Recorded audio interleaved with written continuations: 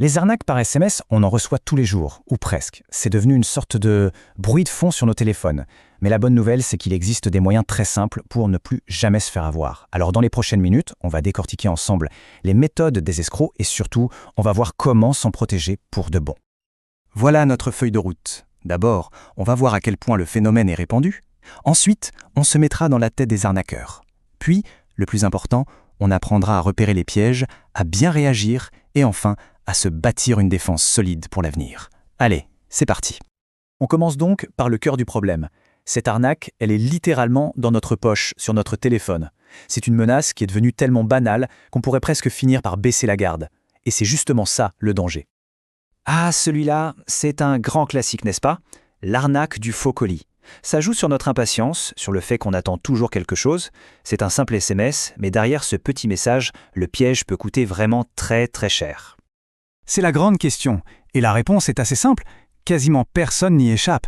Si on reçoit ces messages, ce n'est pas un hasard, c'est le résultat de campagnes massives, des milliers et des milliers de SMS envoyés chaque jour. C'est une véritable industrie bien huilée. Alors il y a un nom pour ça, le smishing. C'est un mot un peu barbare, mais c'est juste la contraction de SMS et de phishing, le fameux hameçonnage par mail. Le principe est exactement le même, nous tromper pour nous pousser à donner des infos personnelles ou de l'argent. Passons maintenant à la deuxième partie, le manuel des escrocs. Pour bien se défendre, il faut comprendre comment ils attaquent. Et leurs armes, elles sont surtout psychologiques. Elles sont conçues pour nous faire paniquer et court-circuiter notre logique. En fait, tout repose sur 3 grands leviers. D'abord, la peur et l'urgence. Attention, votre compte va être bloqué. Ensuite, l'appât du gain, la bonne surprise. Bravo, vous avez gagné. Et enfin, l'autorité. Ils se font passer pour les impôts, la banque ou l'assurance maladie. Ce sont des déclencheurs émotionnels super puissants, faits pour nous faire cliquer sans réfléchir. Et avec cette technique, ils déclinent les scénarios à l'infini. On a parlé du colis, mais il y a aussi la promesse d'un remboursement d'impôts, la fausse alerte de la banque qui dit que notre compte est piraté, ou encore le piège du numéro surtaxé à rappeler. Leur imagination n'a vraiment aucune limite. Troisième partie, et c'est là que ça devient intéressant pour nous. Comment on repère les signaux d'alerte? Parce que la bonne nouvelle, c'est que, même s'ils sont malins, les arnaqueurs laissent quasiment toujours des traces derrière eux. Il suffit juste de savoir où regarder. Le tout premier indice, c'est souvent le langage utilisé. Un message officiel, ça vient d'une entreprise sérieuse, c'est bien écrit, c'est personnalisé. Si vous voyez des fautes d'orthographe énormes, un ton bizarre, des majuscules partout, ou si on ne s'adresse même pas à vous par votre nom, méfiance, c'est un énorme drapeau rouge. L'autre indice crucial, il est dans le lien. Regardez bien la différence. Parfois, c'est très subtil. Le faux lien imite le vrai, mais il y a une petite faute de frappe, un V en trop par exemple. Ou alors le site n'est pas en HTTPS sécurisé, ou l'adresse se termine par un truc bizarre comme .info. Le diable est vraiment dans les détails. Et puis, il y a les signaux plus techniques. Un numéro qui vient de l'étranger pour un service français, c'est louche.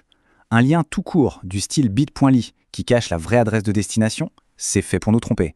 Et le pire du pire, si on vous demande d'installer une application en dehors de l'App Store ou du Google Play Store, là, c'est un piège à coup sûr. Fuyez. Ok, on a repéré le SMS bizarre. Maintenant, la question c'est, on fait quoi concrètement? Quelle est la marche à suivre pour être sûr de ne prendre aucun risque? La réaction, ça doit devenir un réflexe en 3 temps. C'est simple. 1. On ne clique jamais. C'est la règle d'or absolue. 2. On bloque le numéro. Comme ça au moins, celui-là ne nous embêtera plus. Et 3. On supprime le message. C'est simple, c'est rapide et c'est incroyablement efficace. Mais attendez, on peut faire encore mieux que juste se protéger soi-même. On peut aussi agir pour aider les autres. C'est une petite action, mais qui a un impact énorme.